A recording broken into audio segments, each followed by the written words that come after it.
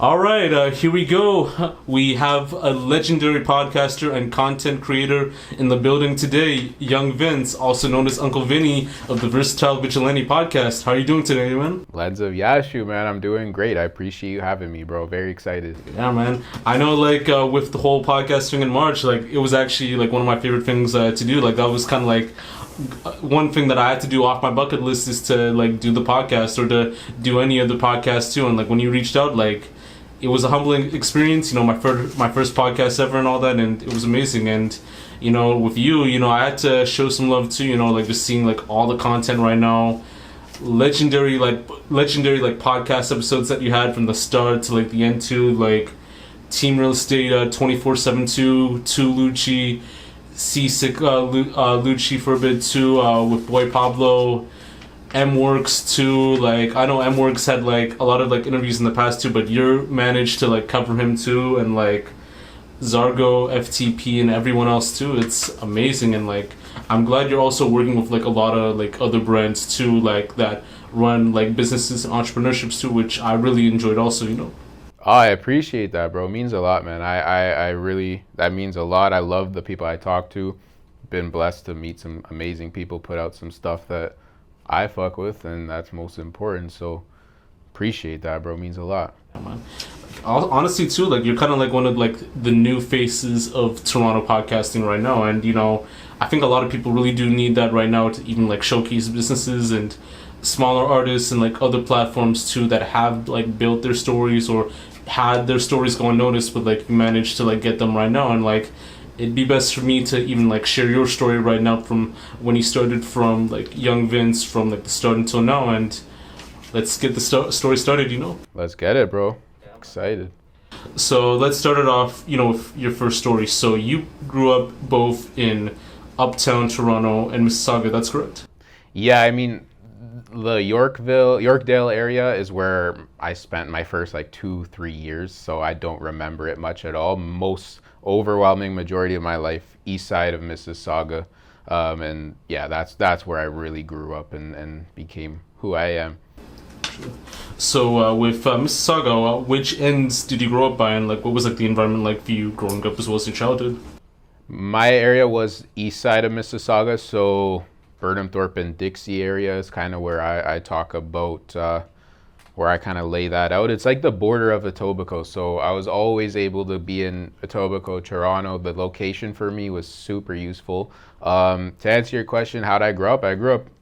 Man, I loved growing up there. My parents were super, super supportive, always gave my brother and I everything we needed, had friends growing up there. It was a good area because it was quiet, but also close to a lot of, if we need to get downtown, we're there fast, but if we want to chill, super laid back. So I really love my part of Mississauga, that's for sure. I mean, with Saga, you have Square One, the Hershey Center and all that, and a lot of other nice places too. So it was probably dope as a kid growing up in the late '90s, early 2000s to mid 2000s, early 2010s. Even just going to Square One or even going to the beach too, that was pretty lit, in a sense too, Hell yeah, man. I'll always show love to Mississauga, the whole GTA, man. Toronto, Brampton, everywhere. Shout out Mississauga. I wouldn't have wanted to grow up anywhere else, man. Yeah, no, most definitely, man. So, when you talked about in your Vontae episode that you're half Sicilian and half Calabrese, so that's correct, right? That's great. Absolutely. Did your research. So, tell me, growing up in that type of background, in an Italian based household, and what was the experience growing up for you as a Sicilian Calabrese kid, in GTA in that sense, Man, it was an awesome experience. To me, the main thing was just the focus on family. Grew up, all my family is basically within Toronto now, so I grew up with a lot of aunts and uncles, my parents, grandparents, so kind of instilled at a young age the importance of family, importance of culture. And as I'm getting older, I see the value in that. I'm happy that my family was such a big part of my life because that's something I want to continue and build that family, build that legacy. So growing up, the tradition and the culture and the family was really what summed it up for me. Yeah, no, most definitely, man. I know, with the Italians, in Toronto and even in the GTA too, they're so focused on the the whole like soccer industry too and all that. Like every other time, like there's like a soccer match with like the World Cup or the UEFA like tournaments and all that. Like you see like a big pile like all around in like Woodbridge or in Vaughan or in Little Italy and all that. You know, like it's always like watching like these soccer matches and all that. It's always checking out like these like hockey games and like these like the local hockey games and like local like soccer matches too. It's like going to the weddings and like everything else too. So like when you like see like a huge function, like it's pretty dope to see it from like the Italian like perspective and all that in that sense, you know. I agree, bro. It's a really nice thing to have tradition. I support it, you know, trying to build that for the new generation. Most definitely. And you know, I even see it too with the whole like Sopranos thing as well. Like, so tell me like more about that, like how you like got into like Sopranos and like, you know, movie culture for a bit too as well. Okay, Sopranos, you want the full story? I guess so. Let's get it, man. So I remember when I was in grade 10, you remember TLN, that channel? Yeah.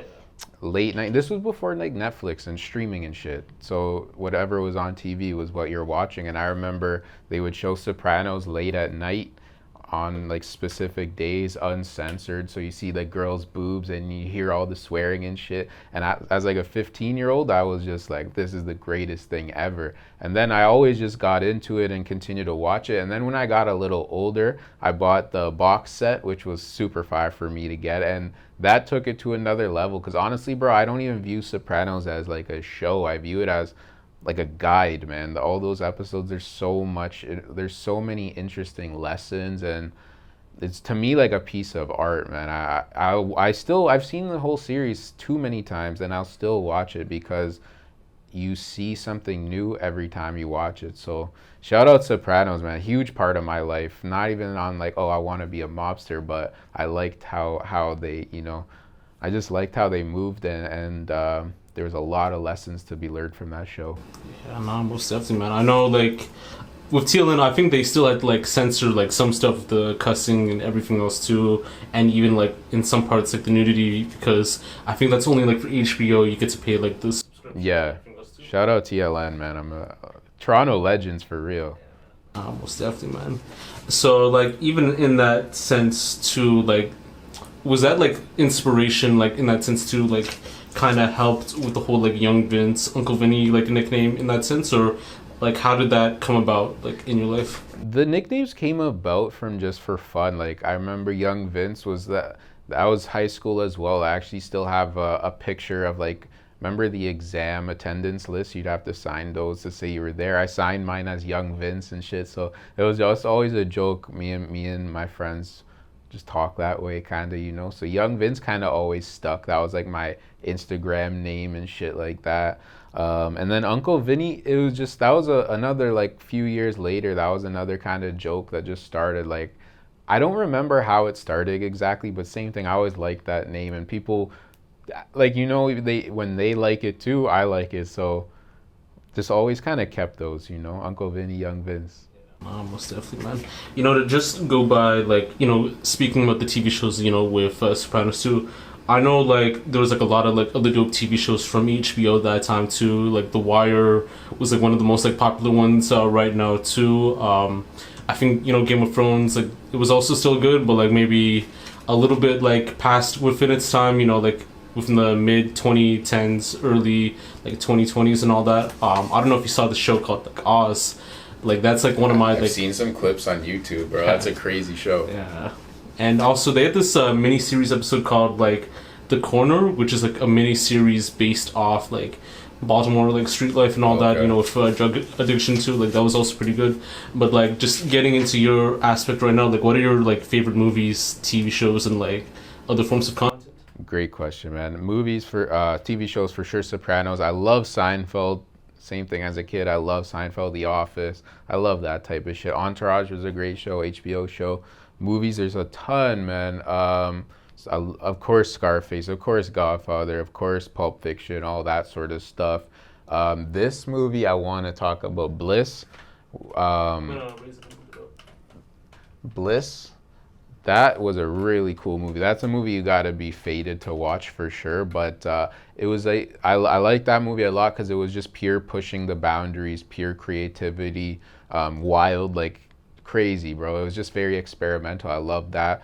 Buffalo 66, another one I want to share for kind of a similar reason, like very unique. You never knew what was gonna happen, unpredictable. So those are just I could talk about films and TV for days, bro. But those are some gems for sure.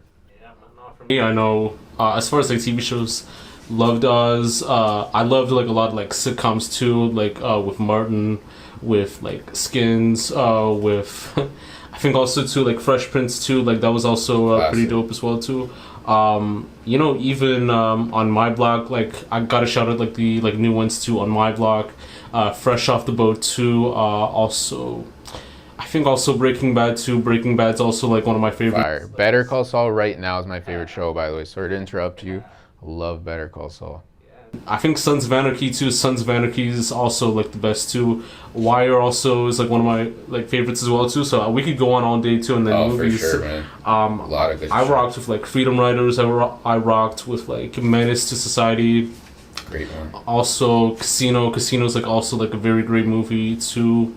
Dog Day Afternoon. Dog Day Afternoon is like one of like the best like Al Pacino films. Yeah. Like if you got to see it, like it's actually very amazing. You know, like about the whole like bank heist thing. Yeah. Like that was kind of crazy too. And then also like as you said, Godfather. Like Godfather's 1 and 2, and like I didn't like Godfather 3 as much too, but Godfather's like 1 and 2 like called classics. Amazing, you know, man. Yeah, man. Amazing.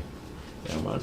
So, you know, getting back into your story right now, so in Mississauga, or just like in the GTA in general, were there ever any other inspirations from there that made you want to immerse in the creative arts and media scene, like, from there? Kind of, honestly, not really for that. Like, I obviously had people in my life that really were great influences on me. But media-wise, there was a few sports guys in this city. I'm a pretty big sports guy, too, and there was some really good sports radio shows at the time, and you know, like Bob McCowan and Cam Stewart too, that I really want to shout out. I always fuck with them, but in terms of other like content creators and shit, not really, bro. You know, I grew up with the internet too, so I was watching everything, you know. Yeah, most definitely, man. And I wanted to get into this like very interesting story for a bit too. So like even with this question right now, so how did you get into podcasting in that sense? I've always been a fan of watching interviews, man. Even like the Breakfast Club and that. Even like as a kid, sometimes it's 60 Minutes and shit. I always liked that style, you know, long form interviews. And then I'd even thought about podcasting, whatever. Like I'd always heard about it. And then finally, when I was 22, man, I was working full time and shit, and I was just learning kind of the ropes with living, bro, like learning to be responsible and shit. And I felt like if I don't make something happen, and not even to like get rich and famous, but just positively use my time, I won't be happy, man. I won't be doing what I want to do. So podcasting was something that I talked about. I was a fan of doing them, and it was something pretty easy to start, bro. Like literally all I had was a USB microphone, plugged it into my laptop. That's it, like nothing else. And finally I just decided to try it and fucking try it. And since then it's been an important part of my life for sure. So yeah, most definitely, man. So like I'd say like even like within that situation too, was that the main inspiration on getting into podcasting and like creating content, or were there other like inspirations as well in that sense? I mean, the main inspiration I'll have to say is just wanting to do something positively. That's it. Like I learned pretty early, like, yo, if I don't make this shit happen in terms of living a life I want to live, no one's going to give it to me, you know? There's definitely some podcasts that I was big fan of, and the main one is No Jumper. Like the early No Jumpers are fucking classic, when Adam had Lil Peep on there and all those guys, XXX and Dash, like these types of guys. I was that age group, you know, like same age as these guys, and this content was like, it felt like it was made for me, like kind of grimy, underground, uncensored, but real ass guys doing their thing. So No Jumper is a huge influence on me, and even to this day, I'm still a big fan. So of all of it, No Jumper is probably that at that time it was in my life at a perfect moment. Yeah, nah, most definitely, man.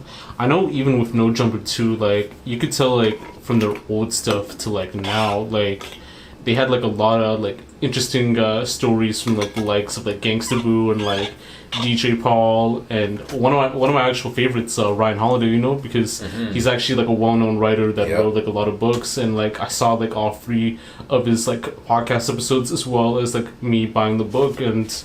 You know, it was interesting to hear his story too, and then, you know, same with the whole, like, Peep, X, Chapo, Dash, Craig's End. Yeah, man, like, a lot of them were, like, very, like, amazing too, and then, you know, even to now, like, with him having, like, AD as, like, a co-host too, House Phone, Yazzie, Duno, now, T-Rel. like, yeah, man, T-Rel, Sharp too.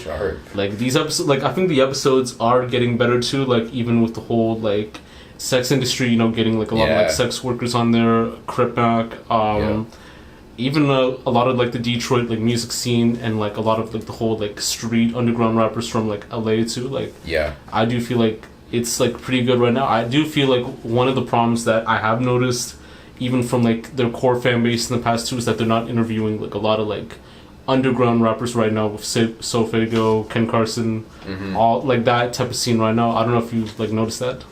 I did, and I think Adam talked about it a little bit. I can't speak for him, but I think what he sees it as is like, I've already kind of done that, and I want someone new to kind of cover that, because, yo, he's been putting in work, man. The thing about Adam, a lot of people don't like him, I feel.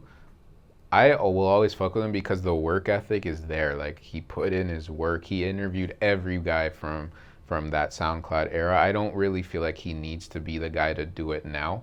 And I think he would too. I don't think he's the type of guy that like turn shit down. I just don't think he's seeking that type of interview out anymore. Yeah, nah, most definitely. But yeah, shout out Adam though, No Jumper.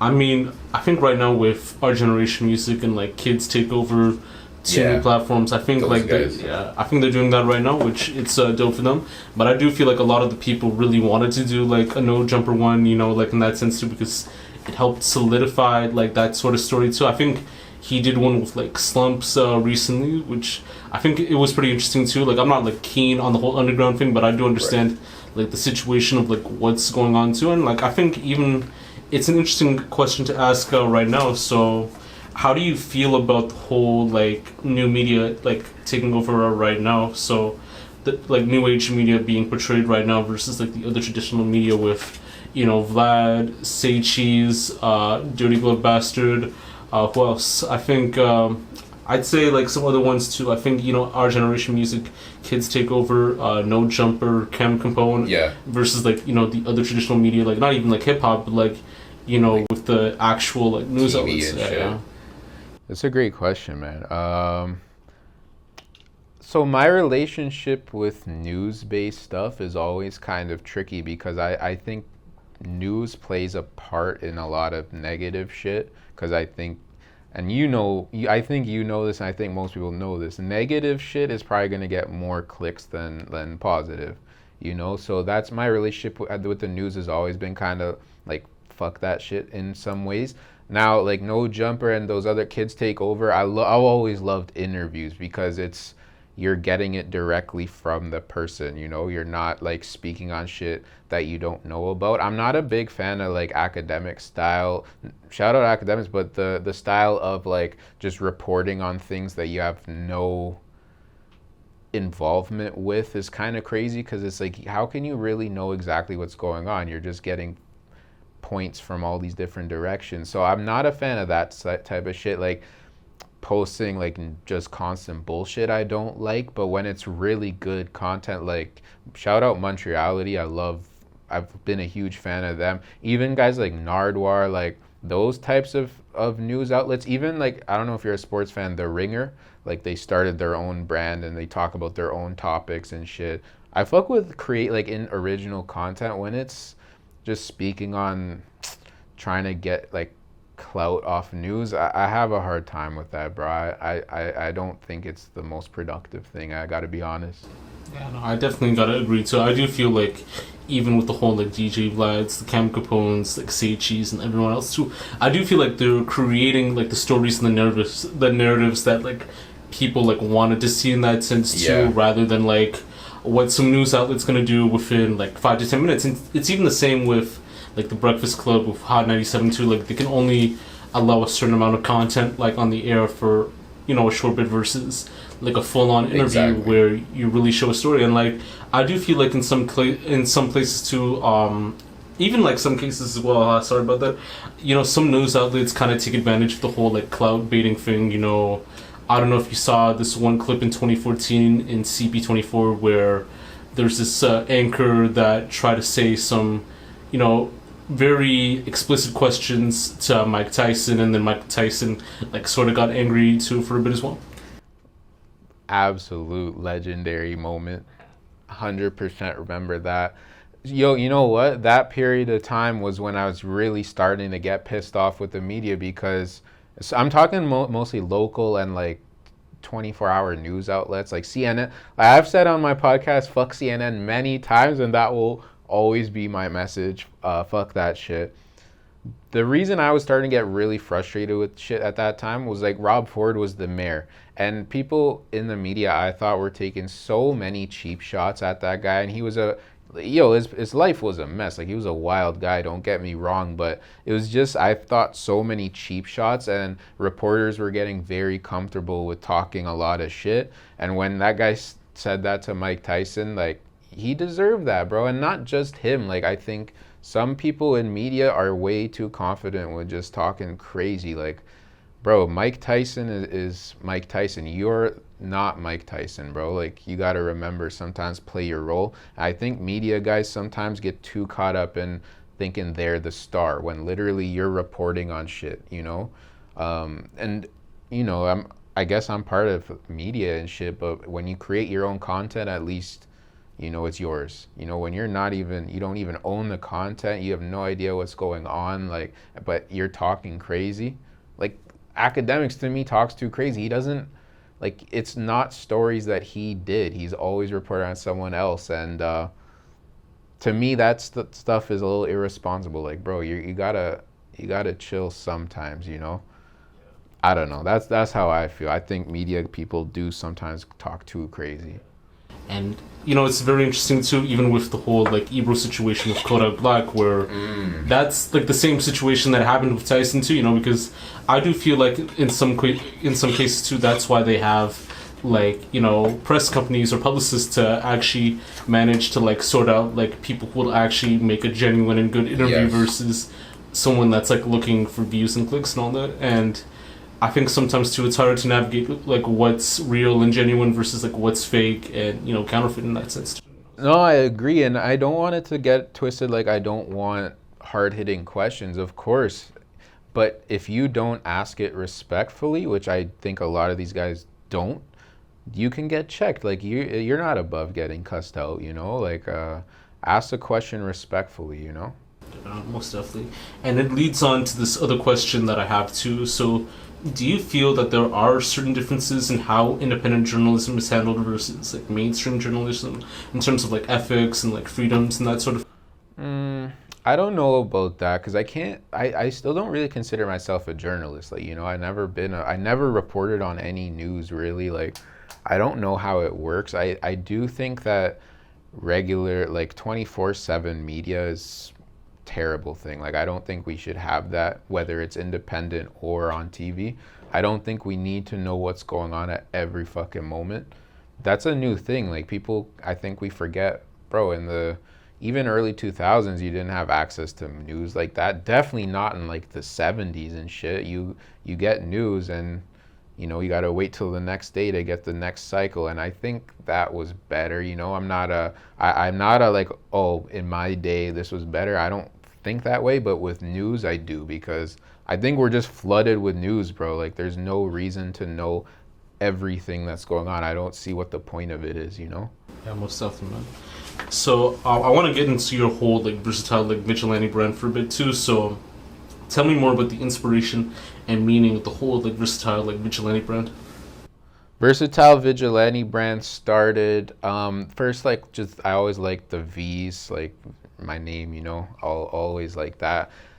The name is pretty much inspired by Max B, to be honest. I've talked a little bit about this, but Vigilante, he had like a run where he was calling himself like a vigilante season, and I love Max B, bro. He's a huge part of my like growing up, especially my high school years. Like, huge fan of his music and his personality. I loved his spirit, and when I was starting the podcast, I don't know, that kind of always kind of stuck with me. Versatile, I like the V again, but also versatility to me is like a super important characteristic, being able to deal with different types of situations, different types of people. Like, I never wanted to just be like a master of one topic, but I always want to have the ability to kind of hold my own in different situations, whether it's conversation or real life situation. I like that idea of being, able to move around. So that's really where the name started with. That's more or less how that came up. So, getting back to the whole like Versatile like Vigilante situation too, I remembered seeing like the first several videos too where you had a session where it was like an animated version of you facing a guy, and then I think something happened with the guy, and then I guess you kind of like punched him for a bit too, and then a girl came by, gave you the kiss, and then gave you like the bell for a bit. So tell me more about that intro in that sense, Man, that was, I love that animation. So at that time, Versatile Vigilante, like the real shit I was focusing on was like cancel culture, kind of. Like, at that time I thought it was going crazy, the news shit that I was talking about before. Like, the whole Versatile Vigilante early part was really just like saying F you to all that type of shit. Like, in that animation, it was the guy said, "Oh, you're canceled," or something like that. So I'm a huge wrestling fan, and I just thought it was hilarious to show like I'm a huge wrestling fan, so I thought it was always like hilarious to just choke slam some fucking dweeb through a table and then have the nice girl come over. I changed like the wrestling theme a little bit later. Never really like made sense when you think about it, but at the time, bro, that was that early shit that I'll always keep up there. I'm always proud of that shit, because that was the real like raw, uncut vigilante shit.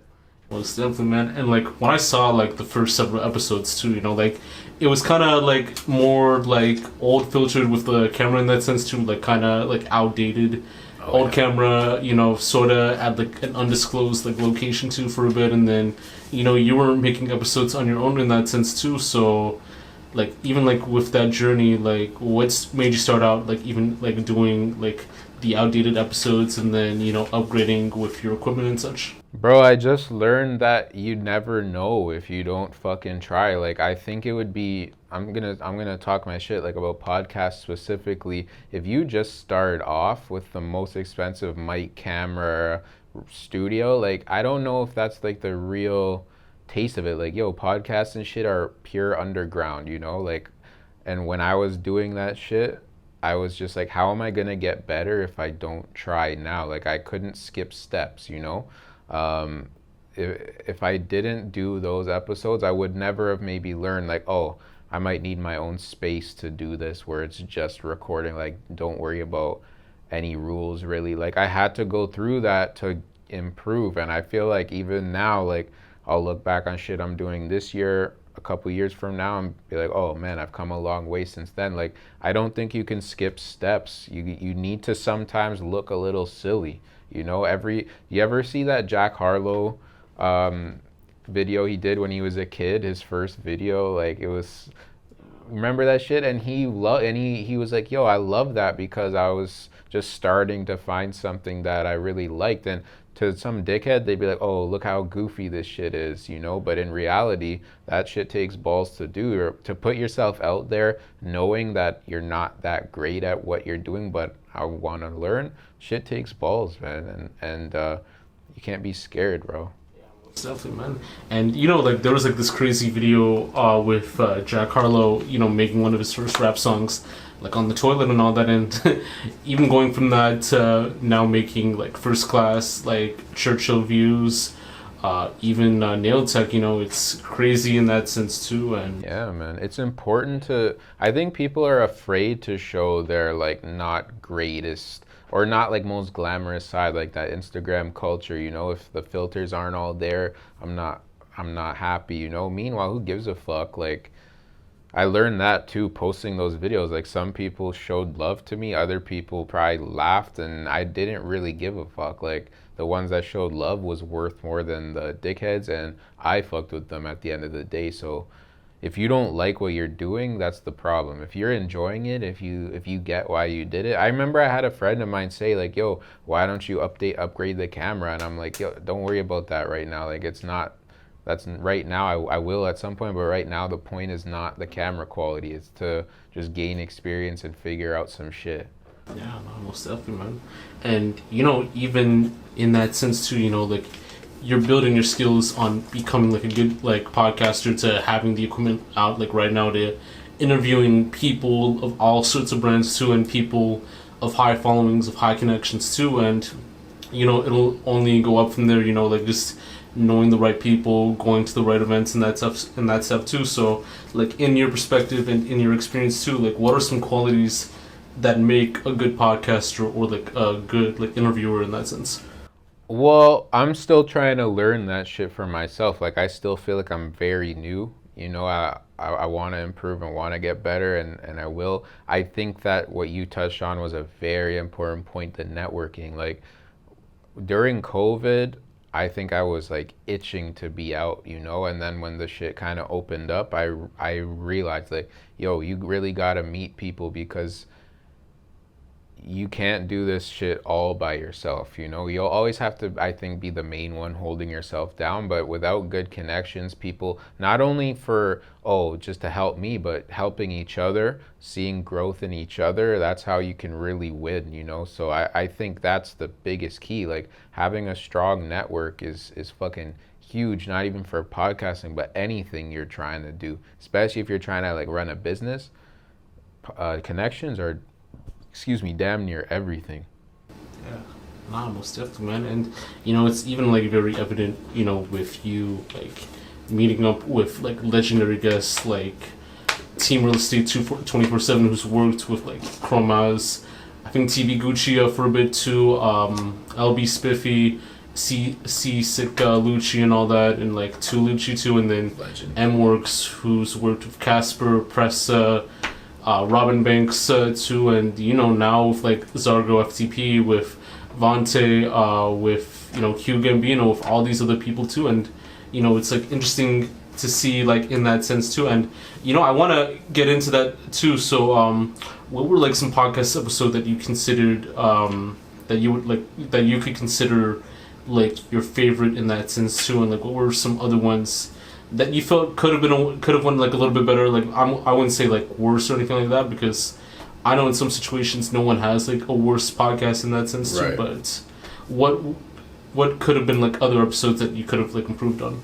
That's a good question. The one I love, honestly, damn near every single one I've ever done. Like, the people that have come talk to me have been cool as fuck. Like, I feel like we're always gonna be like thankful, you know, for them to come show love. The M-Works one, I think, is the biggest for me because, yo, he was such a humble ass guy. Like, to me, I hit him as like a shot in the dark. Like, I did not think he would even really respond, let alone be down to fucking link up for a full ass interview. And that one, I think, gave me some like legitimacy, you know, because I'd interview some awesome people. Capital T Films too. Shout out to him. Those two, because they happened within like a month.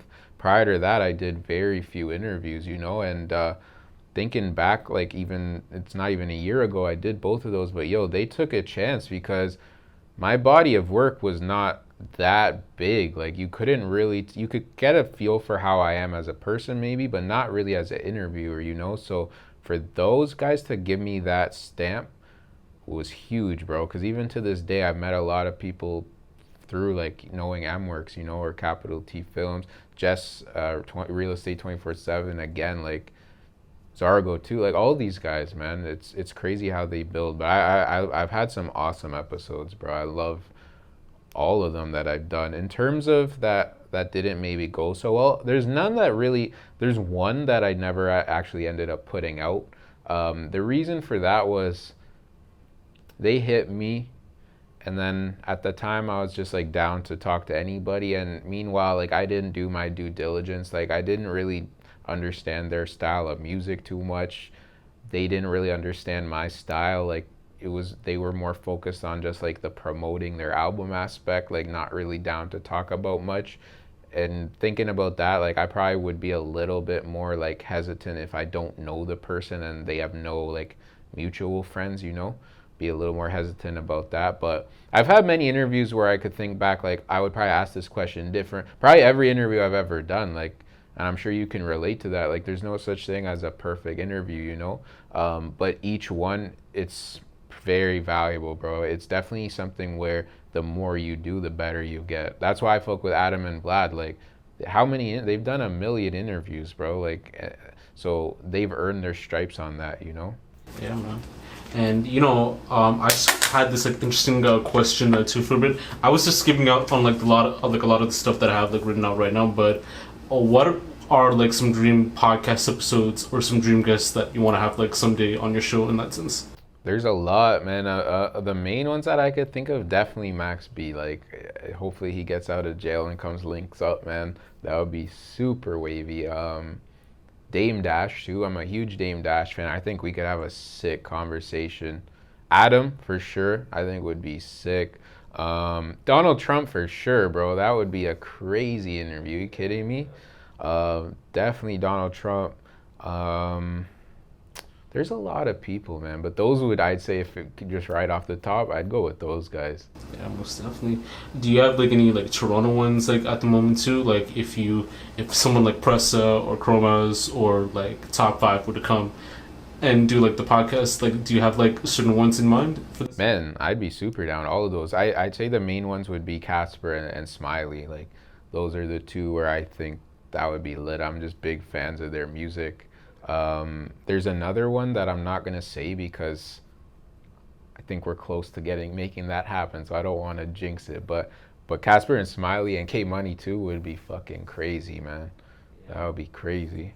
Most definitely. And you know, getting into the whole like journalism aspect in Toronto, so how do you feel about the whole like journalism media scene being portrayed in Toronto right now based on like bigger platforms like versus like smaller platforms right now? Honestly, I think it's just the same as the global news. Like I think every city will have their own like version of like Six Buzz and shit like that. Like honestly, I don't really care too much about it. Like I sometimes I don't like some of the shit they post, like kind of I feel encouraging like bullshit behavior, but at the same time they'll do good stuff too, donate and this and that. So that's goes back to what I said earlier, like my relationship with news is complicated. Sometimes I'm on like every news outlet shit, and other times I see the value, you know. So I think the Toronto news shit is probably very similar to like New York, Chicago, like any city, you know. Yeah, most definitely. And I think, you know, there's this one weird aspect that's not media related, but like more so community aspect. I don't know if you know like the whole like Torontology, Chiracology like situation right now. Bro, I definitely have spent some time on Torontology. Not really I posted some of my stuff once, and the responses were so funny, and I'm just like, yo, this place is not for like positive shit, it's for bullshit. I'll still check on it 100%, but that's when I think people get way too involved with shit that they should not be getting involved with. Not even for their safety, because you're anonymous, I guess, but yo, use your time wisely, bro. You're on Torontology posting about fucking gang beef in Toronto all day. Like, come on, man. I get it's interesting, but fuck, bro, you gotta go outside sometimes. Like, make something happen. Do your own thing. Yeah, most definitely.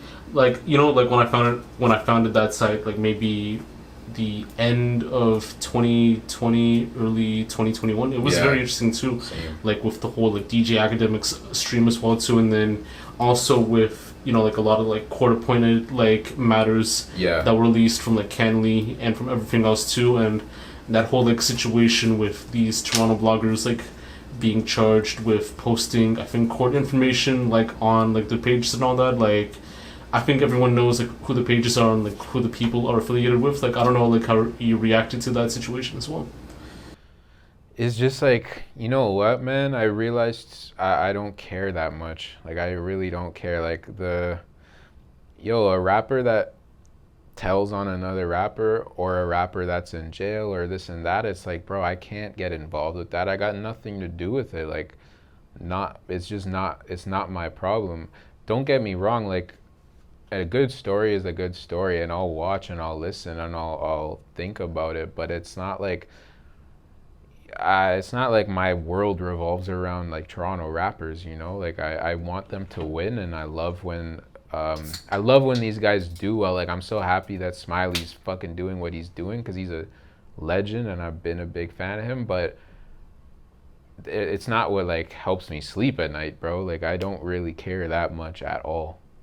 Yeah, most definitely, man. And I do feel like if it's not like even like music related or anything that helps promote like safety, protection, anything like that, it's of no use at all. Like, it's not like anyone's gonna check out. But I do feel like in this time of age, people, like as you said, people love negative content, rather than positive content. Like, negative actually sells, and it's even correlated to politics too. Like, if a politician were to talk negative or someone, or has anything that would show in a negative light of another like candidate, most likely people are going to react to that, rather than this guy did something positive for the community in that sense too. And 100%. And you know what, man, the thing with that stuff is there is good content to be made.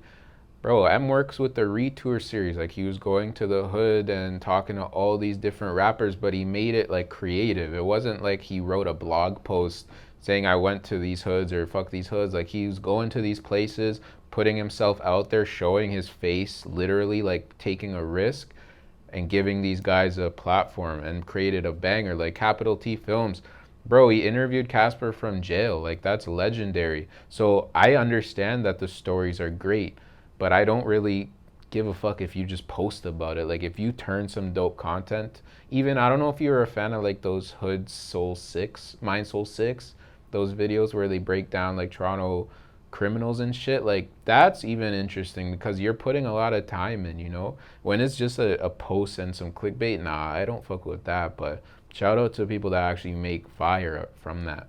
Yeah, most definitely, man. And even getting onto right now, like getting back to your whole story right now, I don't know if this actually happened in life too, but in general, or have people like ever paged you on like interviewing someone that they had issues with, or releasing like certain like content or anything else in that matter, like by any chance? No. The same person I'm talking about, that just the vibe wasn't really there. Like, he didn't like the lighting of the interview, and that was like funny to me, because I'm like, bro, you're not coming to Versatile Vigilante for like lighting and shit. You're coming to have like a raw conversation, So that was like the only thing I consider. In terms of street shit, absolutely not, bro. First of all, most of the guys I interview are friends of each other, like kind of mutual acquaintances. And second of all, I don't care. Like, I don't really talk about their street shit very much. I'll ask them about, are you worried about the lifestyle you're living? But I'm not asking for details and shit. Like, that's not what I want from this channel, this show. So I've had no issue with that. Yeah, no, most definitely, man. I think we already like talked about this like way too much for a bit, but like, I don't know if you feel like if Toronto media pages like Six Buzz, Keep Six Solid, Broadcast Wheeler, Rockboy Ninja, and like even like with We Love Hip Hop, do you feel like they're giving a good name for Toronto music or urban journalism in that sense, or would you say it's kind of different? I don't know, bro. I think they do like there's good like We Love Hip Hop has some classic episodes, you know. Every post they do I like? No, but and all those guys same thing. Like there's some that I like and some that I don't like, and if they saw my shit, they'd probably feel the same way. So I just don't take everything 100% seriously. That's all. Yeah, no, most definitely, man. I had this like one crazy question that I think it's like already like self-explanatory, not self-explanatory in that sense too. Like if it's not like from their own sense, it's not really creative in that sense too. But it was Honcho Hoodlum. He shared a post like I think this was like a while back. I asked this like same question with Capital T Films like in our interview like a while back.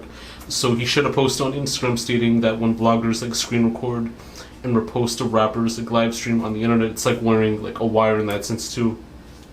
So do you feel like reposting an artist's like live stream on the same like internet that the artist like publicly like broadcasted in front of their like larger like audience as is considered like does it count as like snitching in that sense? I'm just trying to no.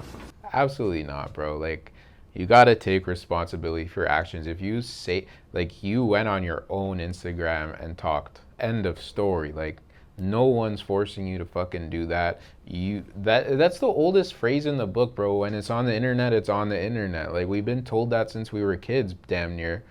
Like yo, you gotta know these things. Just because you were faded and talking crazy doesn't mean someone isn't gonna record you, bro. Like nah, I disagree with that strongly, man. Wearing a wire is wearing a wire. When you're being recorded against your knowledge, that's wearing a wire. Like some Six Buzz shit posts that, like people recording other people without their knowledge. I hate that shit. But if it's you put it out there, fuck no. Even like people call Vlad the cops. You're on Vlad. Like you gotta know where you are, bro.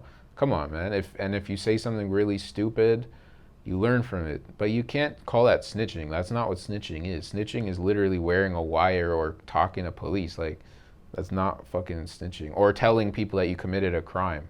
That's snitching. Recording your public shit, no, that's not fucking snitching. Self-snitching, if anything. Yeah. No, most definitely. But I do feel like in some situations too, like as mentioned, we even talked about the whole like blog post, having a court record and then posting it on like all your platforms. It's self-explanatory. It's like kind of like self-snitching. It's already up there though. If people can look at it easier, but at the end of the day, it's still online. Like you could find it if you wanted to. Yeah, most definitely. In other instances too, would you actually like travel or like go out of town to do some like podcast episodes too? Like if you were to like travel to like New York or Miami? 100%, bro. That's something that hopefully the future has some of those types of projects in store. Absolutely, bro. I'll go anywhere, man. Super down. And I think you've traveled before too in the past to like Florida, to San Francisco, to like a lot of other areas. So like how was it traveling like for you in that sense? I love traveling, man. I'm not like a backpacker. Like I won't be gone for months, but it's like you typically short trips. But I love seeing new places, man. I've never really filmed out anything anywhere else other than here. So I'm super down for that. But I love just putting myself in a different situation, like going to a city where you don't know anybody. I think is a dope challenge, and it helps you see some new shit. So I love traveling, bro. I definitely want to do more of that type of shit. Yeah, most definitely. Like I don't know if you had like any like interesting experience like when traveling to, like I don't know if you've like met like any random like person or like just like someone like walking by and they one like a 1 minute like question or like a 1 minute like exclamation could turn into like a whole like conversation or something that you've noticed like in your own eyes. I don't know if you want to like share that by any chance. Yeah, man, honestly not even necessarily traveling, but just being outside. Like I think people, if there's not a clear, like if what I'm about to do doesn't have a clear cut result, what's the point in doing it? And I think that's a mistake, because literally sometimes just going somewhere can lead you in such an interesting situation, meeting such an interesting person, doing something completely new. So I recommend like, yo, just go outside. Like that internet shit we were talking about, Torontology, like, yo, you gotta also be outside and put yourself in positions to be uncomfortable too, bro. You can't just be judging other people online. I don't think there's a lot of growth that can come from that, and there's not much to gain from that either. If you go outside, try some shit, you might be able to learn and experience something completely different. So we have the last two questions right here.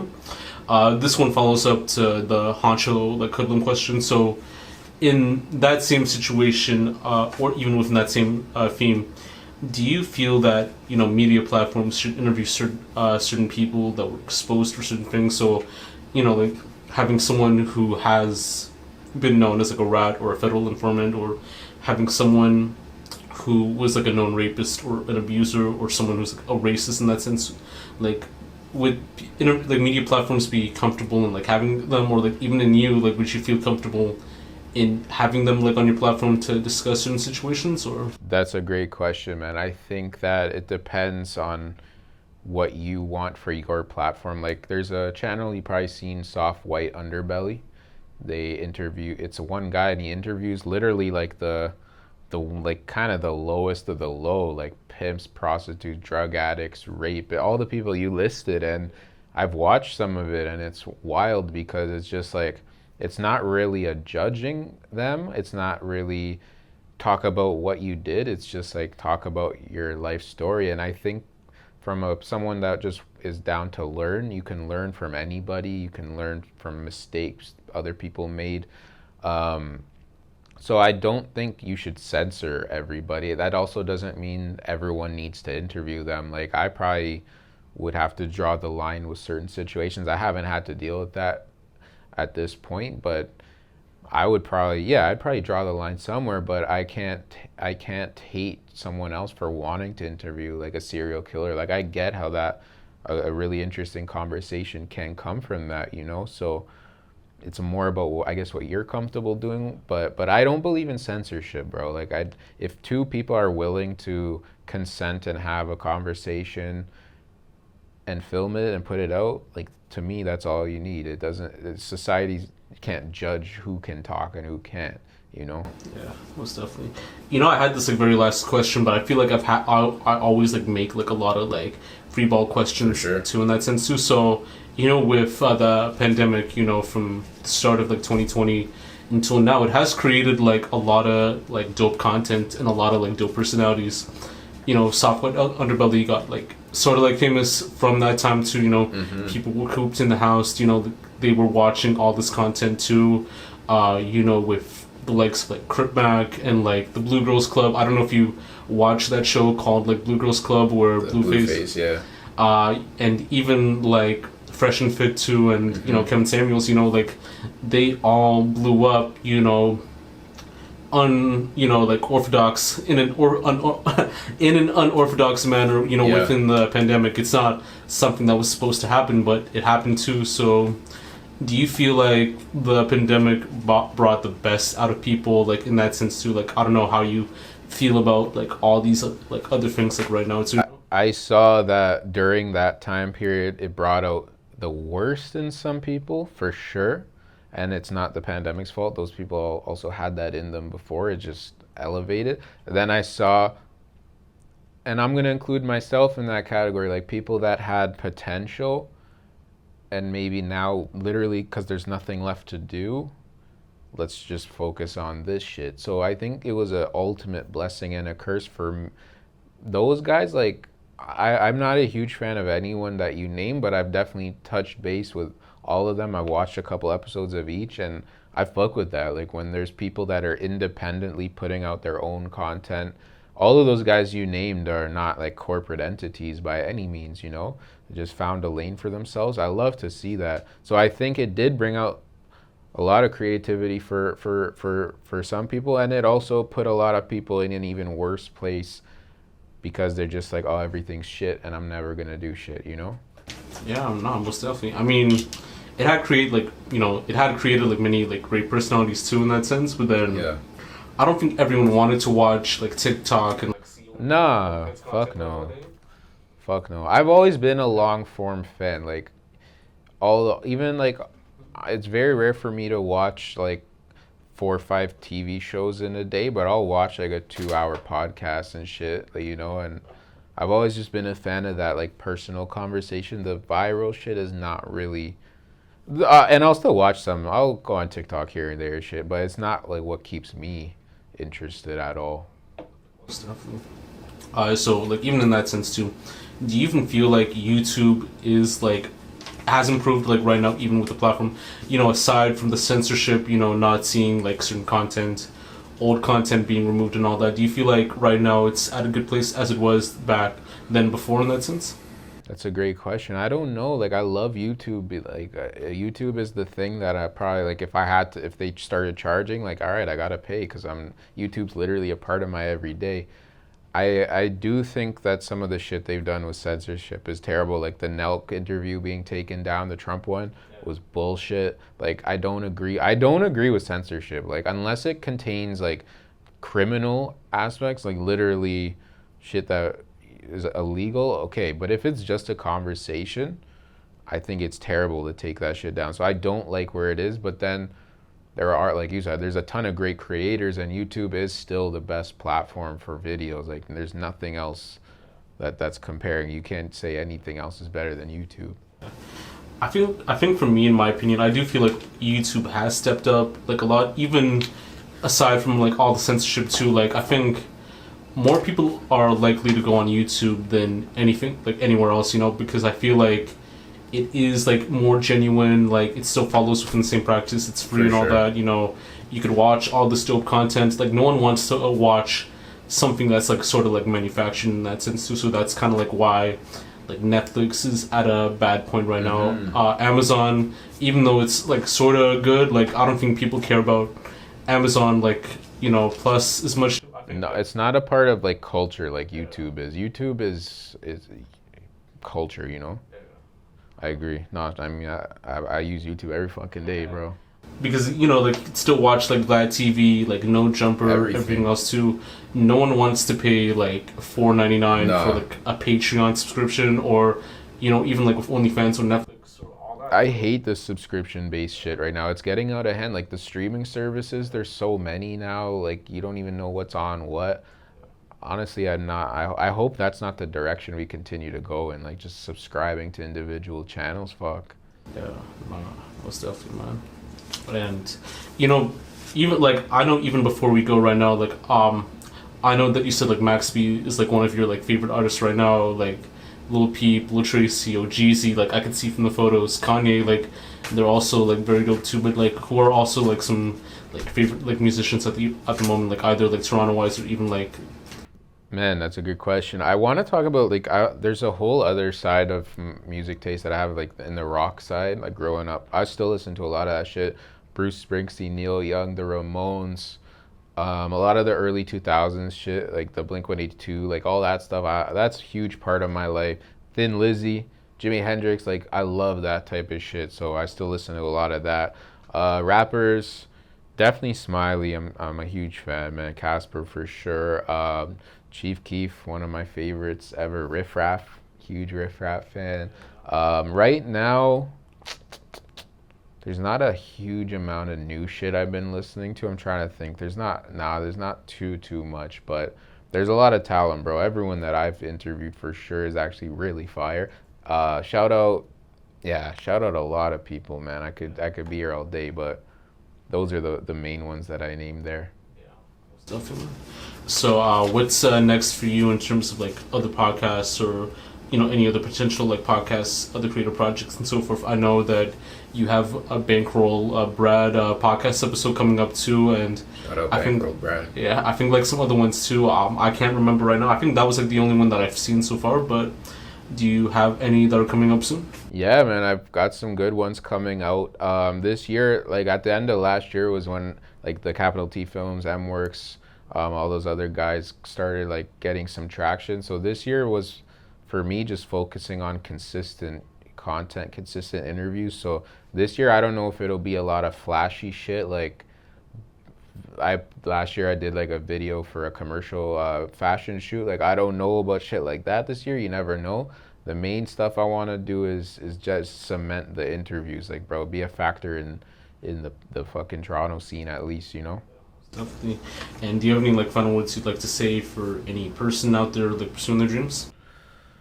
Honestly, bro, I'm still doing it. Like, you know, I'm still working. Like, I don't feel fucking nearly satisfied. But one thing I will say is just, yo, if you want to try it, try it. Literally. Like, don't worry about what people think. The only way to move forward is to be uncomfortable sometimes, you know. And some people are actually going to really like that shit, and some people aren't. And you got to be cool with that, you know. You can't be thinking someone has to fuck with you for you to do it. Nah, you gotta do it because you want to do it. Try it. Put yourself out there. Don't be afraid to look stupid. You know, do your thing. Try it. And if you want to try it, just fucking do it, bro.